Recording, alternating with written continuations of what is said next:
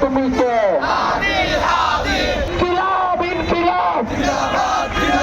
জুলাই আন্দোলনের ফেসিবাদ বিরোধী আন্দোলনের সম্মুখ যোদ্ধা উসমান হাদি ভাই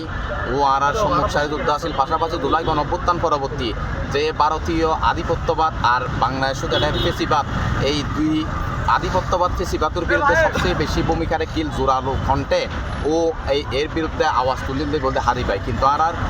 ভাগ্যর জীবে আর দুর্ভাগ্য হতে পারি আর হাদি ভাই এদের যারা ফেসিবাদ বিরোধী যারা আধিপত্যবাদের যারা এটা দুষ্কৃতিকারী আছে তার মাধ্যমেই এটা ও গুলির মুখে হত্যাকাণ্ডের শিকার হইয়ে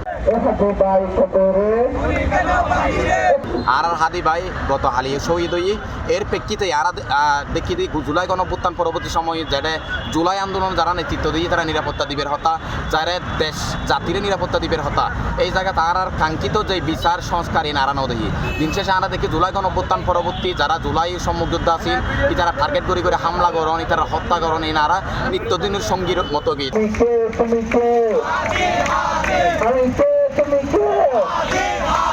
তারা চাই যে হাদি ভাই এদের শহীদনের মাধ্যমে আবারও যে ভারতীয় আধিপত্যবাদ বা এদের ফেসিবাদ এর বিরুদ্ধে বাংলাদেশের তরুণ ছাত্র জনতা বিয়াগনের জায়গায় দিয়ে আর চাই যে যতক্ষণ পর্যন্ত আর কাঙ্ক্ষিত যে বিচার হাদি ভাইয়ের যারা অপরাধী আছে তারা জানি তারা যদি ভারতত যাইতে হয় প্রয়োজনে ভারততেই এডে গিয়ে এগুলি তারা গছাই দম করি মারার দেশুত যদি ভারতে যদি আর তারা গছাই নদে তাহলে সরকারের তো ভারতের বিরুদ্ধেই ব্যবস্থা লইলে তারা যে সম্পর্ক এই সম্পর্ক পুনর্বিবেচনা গ্রহণ